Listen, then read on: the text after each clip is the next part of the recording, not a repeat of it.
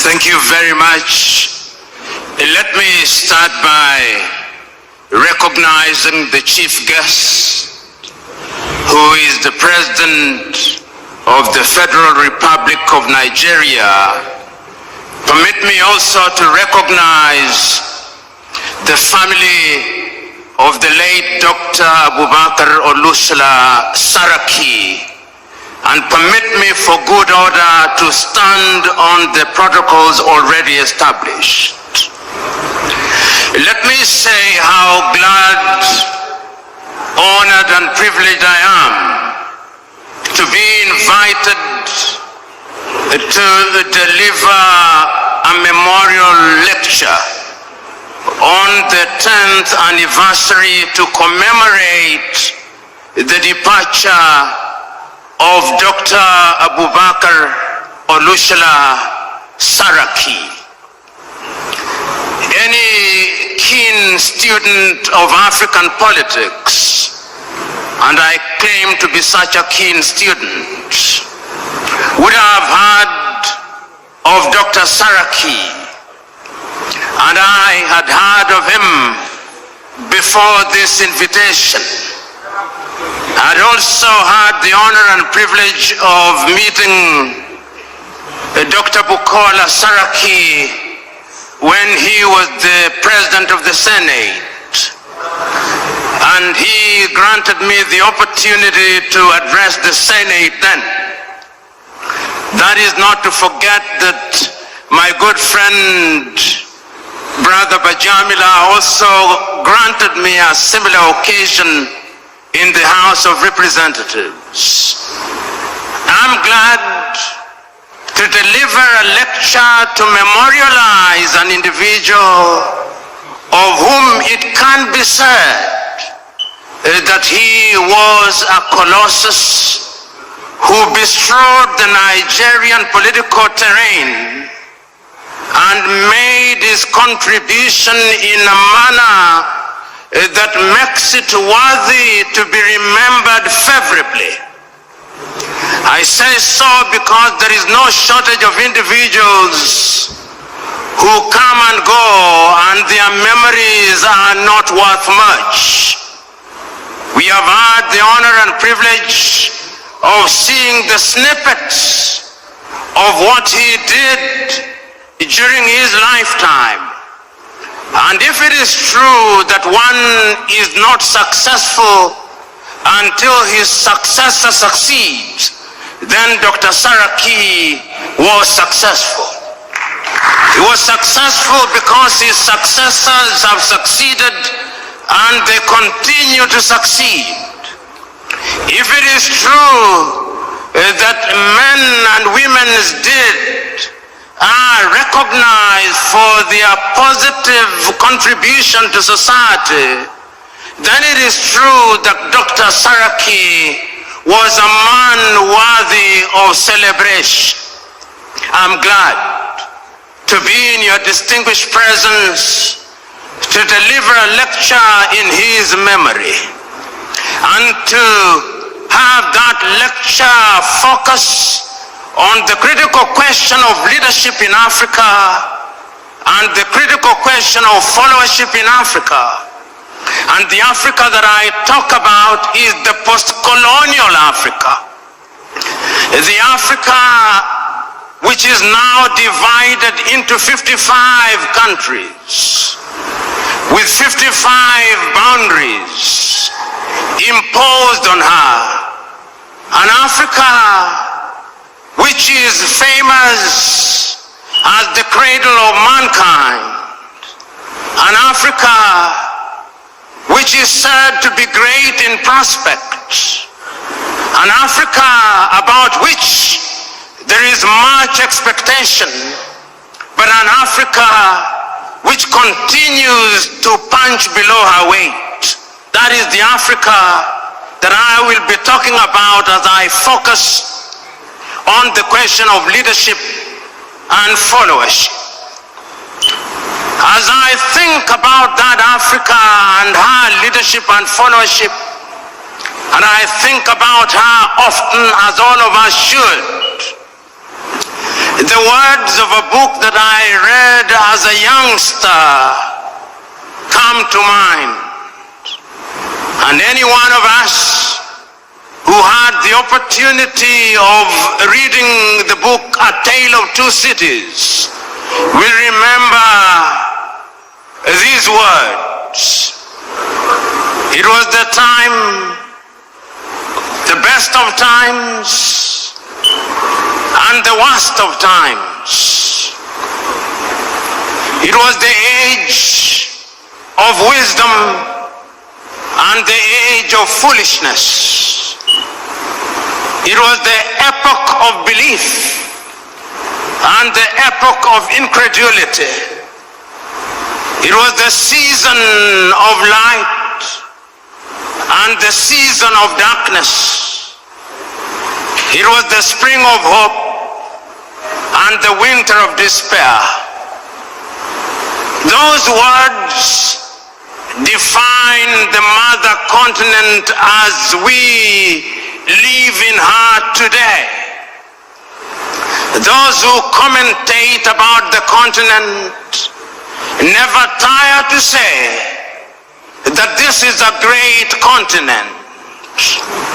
Those who care about this continent never tire to remember that this continent, divided as she is, has had many leaders.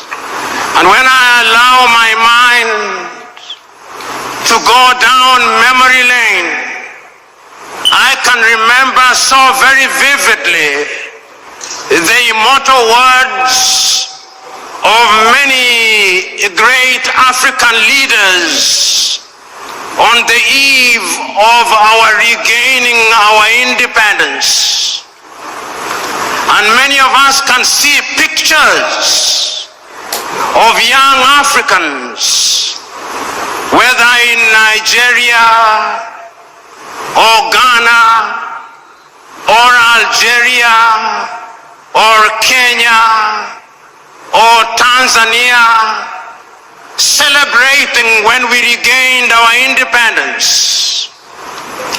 And many of us can remember the words that they spoke and the promises that they made. If it was in Nigeria here, you can remember the immortal words about what they would do to Nigeria of Nnamdi Azikiwe. You can remember those words. You can remember the words of Abubakar Tafawa Balewa. You can remember the promises he made. You can remember the erudite words of the Sultan of Sokoto, Ahmadu Bello, and the promises he made, and many others. When they spoke then, those who are young saw in them the similitude of Moses in the Bible. They thought of their leaders and saw their leaders as messiahs who would bedazzle latter-day pharaohs with miracles, who would liberate them from the Egypt of poverty and want, who would cause pillars of fire to stand between them and sorrow and want, who would part the Red Seas of tribalism and ethnicity, who in times of hunger would summon manna and quail from heaven. That is what they thought of their leaders, messiahs. But today, permit me to say, in many African countries they are saying, it was better while we waited. It was better while we waited. There is a sense in which throughout the continent of Africa there has been disappointment with leaders at all levels. So that when on the eve of independence We wanted to come home. Now that we regained independence, we never tire to see images of our young men and women dying in the Sahara, dying in the Mediterranean Sea, being humiliated at the embassies of the erstwhile colonizers as they seek to leave our countries and the continent. It was better while we waited, they say. Which begs the question, what happened and what is happening? That we have so many individuals who occupy positions of leadership, and yet the biggest deficit is that of leadership in Africa. You know, in 1983, your own countryman, the late Chinua Achebe, wrote a little book which he could well have been writing about Africa, but he focused on Nigeria, the trouble with Nigeria. And Chinua, without mincing words, says the trouble with Nigeria is simply and squarely a problem of leadership. Whether you agree or disagree with Chinua, that is another debate. But he had his perspective. And he was asking a question that we continue to ask about the continent of Africa. Why is it that while on average 60 years after we regained independence, the 55 countries that constitute the continent of Africa, why is it that we cannot feed ourselves?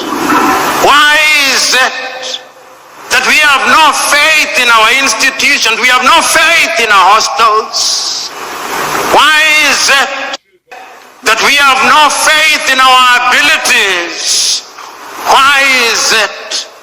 Where has the leadership been? Why is it that so many years, while politics becomes the toy that lulls us into a false sense of security, our economies are controlled by people from other civilizations? Why is it? These are uncomfortable questions which we must pose and confront and answer if the mother continent is to realize our potential.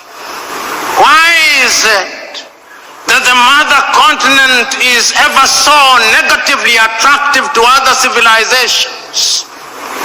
You know, as I talk about leadership, and as I think about leadership, and I think about what leaders are enjoined to do, I think about this mother continent. And many times I see how our men and women in positions of leadership are being treated by other civilizations. And I said, oh God, where are our leaders? When the world congregates under the G7, there are no African leaders there. The best they can do is to invite one or two, and beyond the photo opportunity, they are told to go away, and go away they do. When there is a meeting of the G20, it is the same thing. There is no African leader there. And when at the United Nations they have voted all our countries, France, the United States, China, Russia, can come and neutralize all our votes. And I say, where are the leaders in Africa? And as you observe African leadership today, they are summoned by different leaders in the world. If the Japanese do not summon them to Tokyo under UNCTAD, the Indians are summoning them to New Delhi. And if the Indians are not summoning them, the Turks are summoning them. And if the Turks are not summoning them, the Chinese are summoning them. In the next 2 weeks, they will have been summoned to the United States of America. Summoned, I use. Africans who are watching this scenario ask, where are our leaders? Which begs the question, who is a leader? Is leadership the occupation of office? Is leadership the occupation of the office of the president? Is it the occupation of the office of a senator or a member of parliament? Or the occupation of these high-sounding positions which gives us honorifics? Is that what leadership is? From where I sit, that is pseudo-leadership. From where I sit, leadership is about service. Leadership is about honor and privilege to serve. That is why I still understand the men of old, the men of wisdom who said, he who is greatest amongst you must be your servant. This is what Africa is asking for. And Africa has been asking this question since she regained her independence. You know, when one is talking about leadership in Africa, one must go into history and ask ourselves, what was leadership before we were rudely disrupted? We had our traditional rulers. How did they govern? For whose benefit did they govern? They are still there, the traditional rulers. How do they fit in the new dispensation? When we regained independence and adopted all these structures from the erstwhile colonizer, what did we expect to deliver? That great American Pan-Africanist John Hendricks Clark says that when Africans regained their independence, not a single one of them re-examined the style of leadership. All of them continued with a mimicry of the leadership that they inherited from the colonizer. And he then delivers this verdict: not a single African country will ever succeed by mimicry.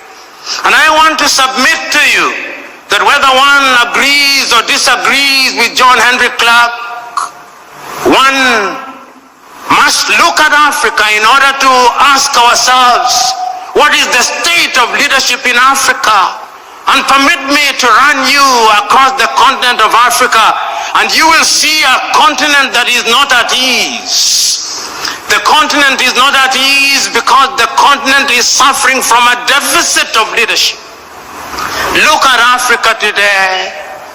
Tell me whether we are at ease in Niger. Tell me whether Mali is settled. Tell me whether there is quiet and calm in Chad. Tell me whether Guinea-Bissau is doing well. Tell me whether the Cameroons are stable. Tell me whether Central African Republic is good. Tell me whether Sudan, South Sudan, Somalia, Ethiopia, Northern Mozambique, and all these countries where there is peace and quiet, whether the sons and daughters of this country, tell me whether even this great Nigeria is at ease. Tell me. The answer is, she is not. And I dare say that as long as Nigeria is not at ease, Africa will never be at ease. If Africa wants to be at ease, Nigeria must be at ease. She is the largest economy in Africa. She has a population of over nearly 200 million people. One in every African is a Nigerian. She is represented in every sector. If you want the best engineers in the continent, they are Nigerians. If you want the best doctors, they are Nigerians. If you want good lawyers, they are Nigerians. If you want good people, they are Nigerians. But also, if you want Yahoo boys, they are Nigerians.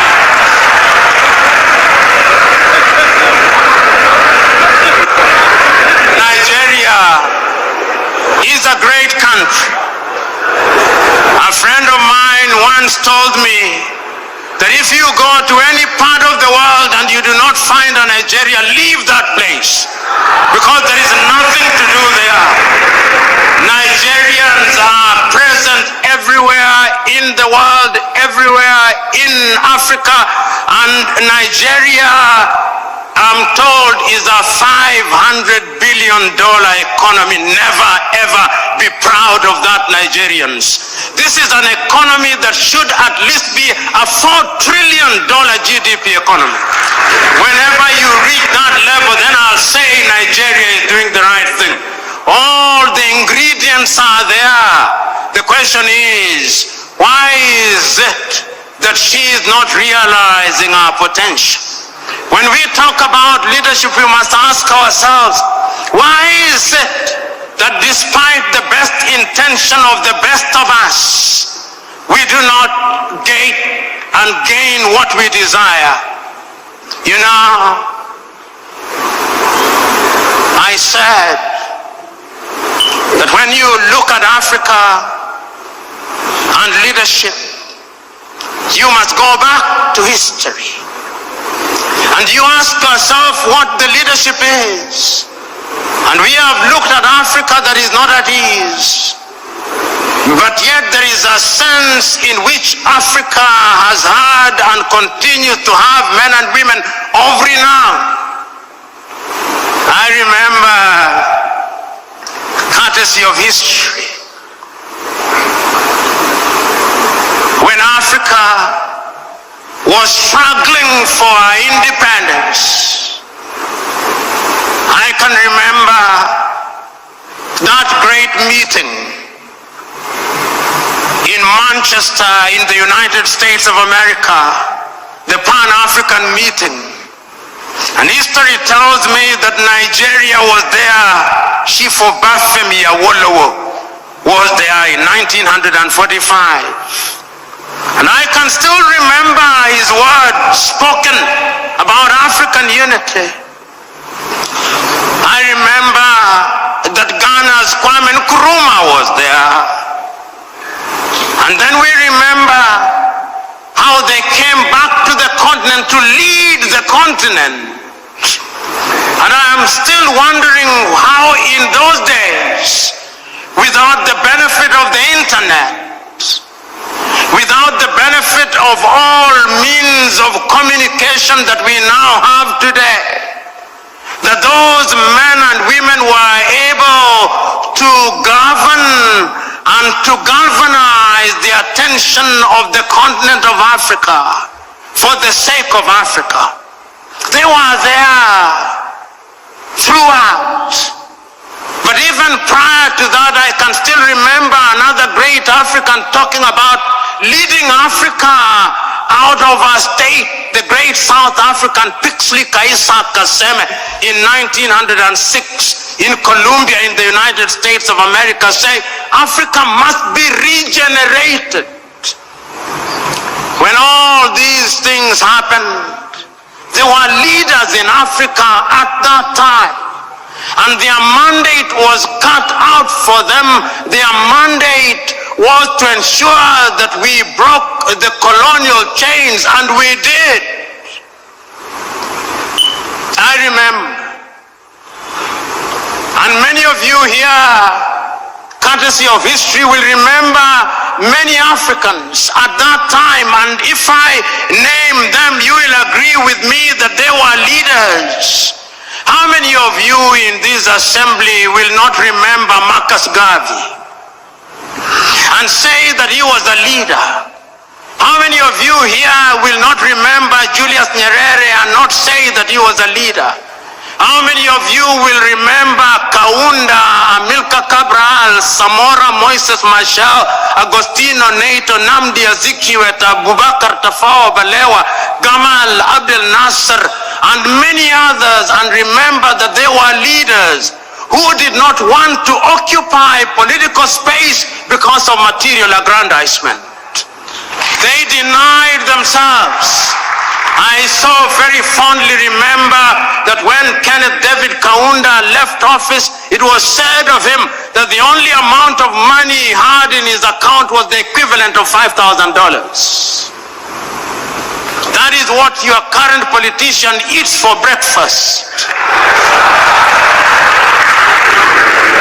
I can remember when Julius Kambarage Nyerere left office after 24 years, the only amount of money that he had in his account was the equivalent of 8,000 United States dollars.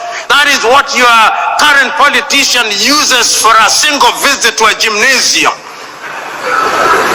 There were leaders who were selfless. They understood that it was an honor and privilege. They sacrificed their lives. They saw their positions of leadership as that of leading their brethren. They did not think that they were superior to the people they led. They thought it was a privilege and that they had the honor, and that because they had that honor, then they had to serve their leaders with distinction, with consistency. They were prepared to be questioned. They did not believe that they had the monopoly of knowledge and wisdom. They were leaders because they were servants. You know, I can still remember Julius Kambarage Nyerere speaking on the 6th day of March 1997 in Accra, Ghana, on the occasion of the 40th anniversary of the independence of Ghana, under the subject, "Without unity, Africa has no future." Mwalimu recounts the history of Africa. He says, when we rose up against the colonialists, our agenda was cut out for us. We, the Africans, had been humiliated in our own lands. Our people had been denied the opportunity to realize their potential. Our mandate was one, to expel the colonizer. We did our bit. We made our mistakes. But who said we were infallible? This struggle is an intergenerational struggle. The next generation after us had the duty to pick up the baton and to run the next leg. The question is, did that generation pick up the baton? Have they run the leg well? The answer, not as well as they should have. Because we must never make the mistake of assuming that African leaders have done nothing. No, that would be too harsh. I think attempts have been made, whether in Nigeria or in different parts of Africa, to liberate ourselves from the chains and sorrows of the colonial project. But remember, as Kwame once said, the colonialists never left. He is alive and well. He still wears different masks. And those masks may appear to camouflage him, but they are here. Have you ever wondered why, when the British left their colonies, they created something that they called the Commonwealth of Nations, to which Nigeria belongs? In that Commonwealth of Nations, the head is the British monarch. When the Queen dies, the King becomes its head. It is headquartered in London. It is the Commonwealth of Independent and Free Nations. It is not. It is a post-colonial, neo-colonial institution which continues to massage the ego of the erstwhile colonizer as we celebrate. Through such institutions, they continue to control and to manipulate us. And many of us, particularly those of us who have had the advantage of foreign education, we never want to talk ill of bodies such as the Commonwealth. I do. And it's not only the British who did it. The French did it under Francophonie, in order to control their former colonies and to make sure that they remain within their sphere of influence. They created a body which is alive and well. In the former French colonies is even worse. They even print their currency. The Portuguese did it. So, in as much as African leaders have been trying to ensure that we change the circumstances of our people, there have been external attempts at torpedoing those efforts.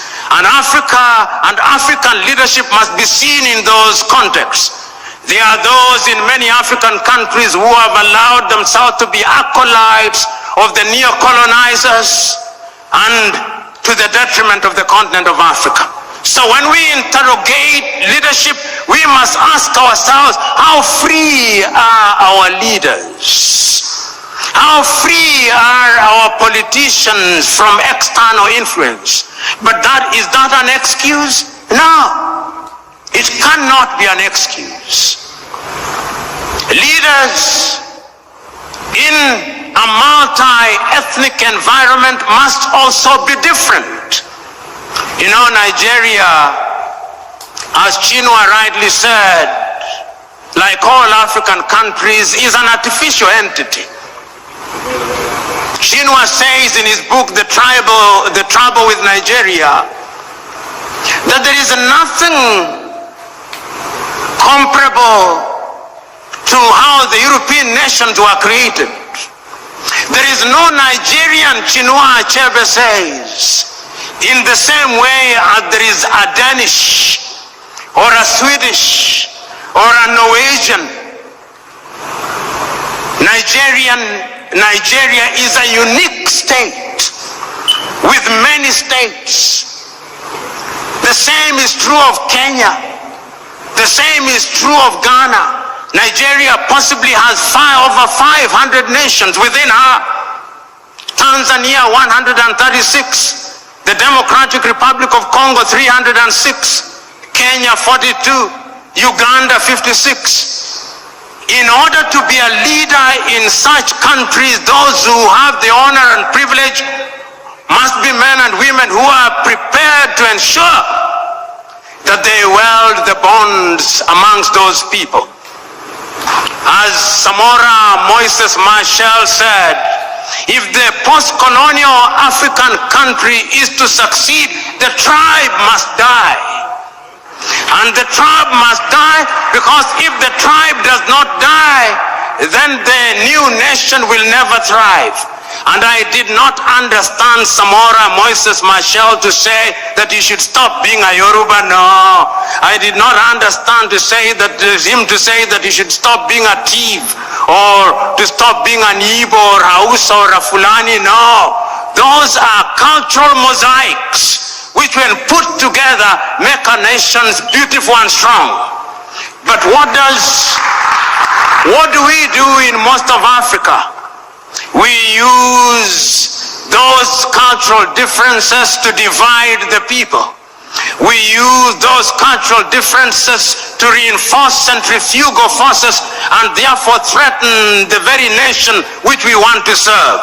I am telling all of us who are present here, and many of you who are present in this assembly, who are honored and respected and claim to be leaders, that you have a duty to ensure that you are in front in order to serve and not to be served. But ladies and gentlemen, let us also ask ourselves about followership. You know, as a young student, and many of us who are young students, It was the culture when you are in your first year of studies that you must be a revolutionary. And a revolutionary in the style of Karl Marx. And therefore you would say, workers of the world, unite. You have nothing to lose but your chains. All of us were revolutionaries. And we used to say then that the safety of the bourgeois demands that the proletariat be kept in the most profound ignorance. We were revolutionaries. Who is a leader? Is he a leader who allows meta-ignorance to reign supreme amongst the people he or she is leading? Is it the duty of a leader to ensure that he leads men and women who are enlightened?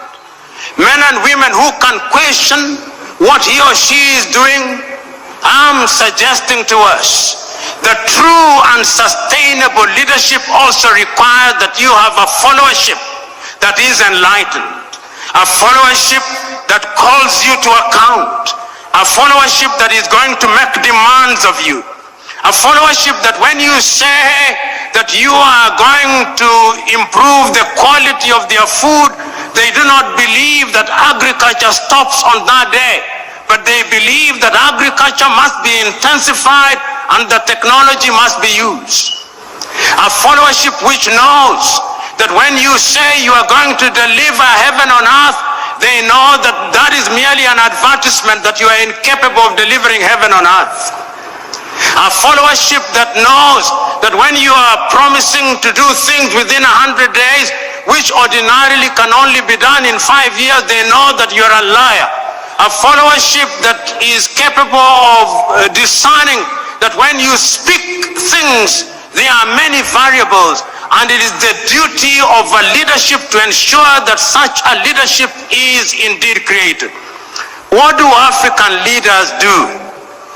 African leaders in many African countries have now assigned the question of education, educating their followers to NGOs and CBOs, which are financed by the Americans, which are financed by the Europeans, which are financed by other civilizations. How do you think, how do you imagine that the people of Denmark would have the interest of Nigeria at their heart? How are you satisfied that all those civic education activities that are being undertaken in Borno, in Maiduguri, or in Abeokuta, financed by USAID, are meant to be for the benefit of Nigeria? Because the last time I checked, the English used to say, he who pays the piper calls the tune.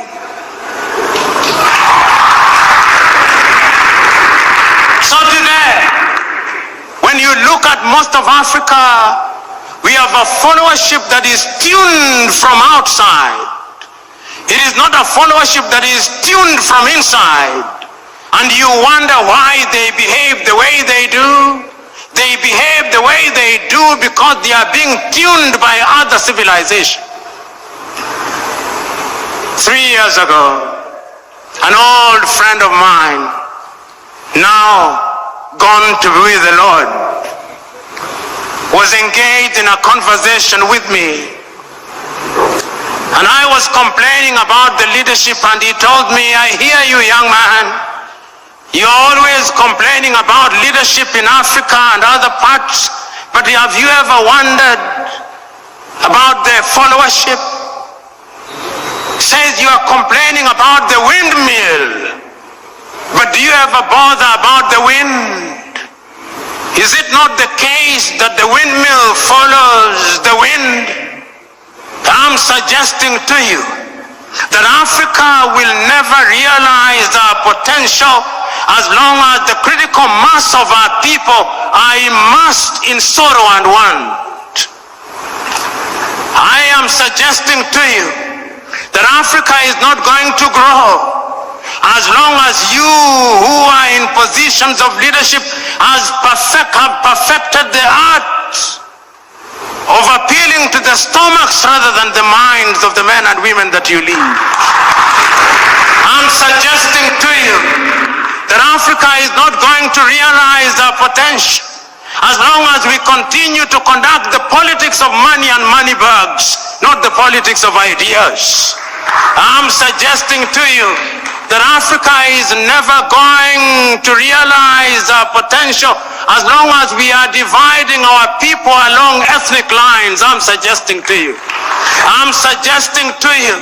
that as long as you who are in positions of honor and privilege are in the business of dividing our people on the basis of religion, Africa is not going to realize our potential. I remember in 1982, I watched a movie about Mahatma Gandhi, and I remember that great man saying in one of the scenes in the movie that he remembers one day, when somebody who was more enlightened than the other preachers came, and he said that on that day he saw that preacher reading from the Muslim Quran on to the Christian Bible, on to the Jewish Torah, on to the Hindu Gita, and on to incantation in African religion, as if it did not matter which book was being read as long as God was being worshipped. I look forward to the day when those of you who are in positions of leadership will be able to tell our people, wherever they are in Nigeria or Africa, that it is not for us to fight for God. If I have a God for whom I have to fight for, that is not a God. The God that I worship fights for me. And if we accept that that is the nature of God, that is omnipresent, omniscient, and He knows all, then we are going to unite our people. In other words, I'm saying that if we are going to have a followership that is going to change the continent of Africa, we have got to exercise the ghost of ethnicity. We have got to exercise the ghost of ignorance. We have got to exercise the ghost of poverty. We have got to exercise the ghost of narrow-mindedness. Fellow Africans, fellow Nigerians, it is still true that everything fails and falls on leadership. It is true that we men and women are in unique positions. Abu Bakr or Lusala, Saraki was present on this earth. Like all of us, he had his coming and his going. Today we are gathered here to remember him because, as South Sudan's John Garang Dimabior once said, as you walk the journey of life, there are two baskets that you fill by your words and deeds, whether wittingly or unwittingly. The basket of good deeds and the basket of bad deeds. And that at the end of it all, when we weigh those baskets, let it be said of you that the basket of good deeds outweighs the basket of bad deeds. It would appear to me that the late Dr. Saraki's basket of good deeds far outweighs his basket of bad deeds. And that is why we can say without flinching and without equivocation that he was a colossus. That is why you call him fondly by the moniker Oloye. That is why you are gathered here on a Monday morning to pay homage to him. Now I can see Saraki upstairs through imagination. I can see him asking us who we are present here today. Oh dear Nigerians, it is 10 years since I left you. Where are the leaders? I can see Saraki asking the president of this country, How have you served, Mr. President? I can hear him ask the Vice President, how have you served? I can hear him asking the senators, how have you served?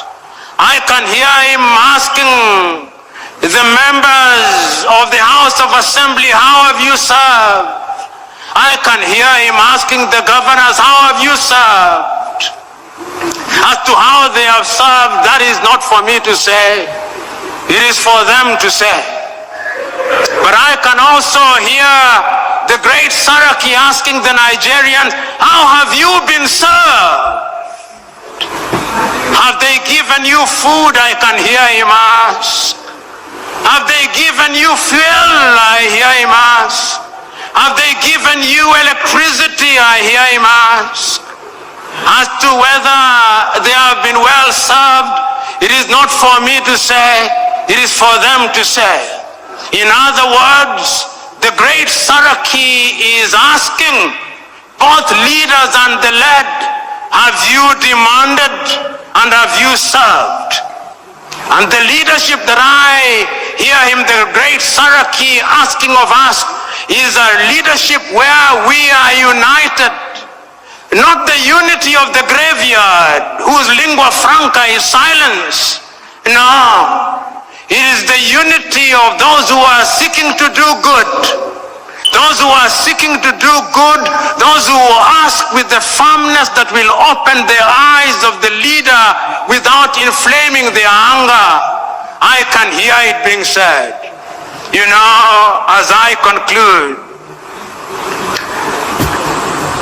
I remember this story, a story that must be known to you. Is a story about leadership, which must be contradistinguished from human leadership. Is the story of a shepherd, or the story of a poultry farmer.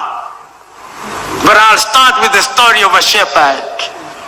Many of us from the north are famed for cattle keeping. And when you are driving the cattle through different grazing grounds, the cattle believe that you love them so much because you protect them from the elements, because you protect them from other wild animals. But if the cattle were to know that you are the one who would end up eating them, they would treat you very differently. Invariably, they do not know, and therefore you will continue controlling them the way you do, and you will continue eating them the way you do. But it's a totally different case when you are leading human beings. They are not like cattle.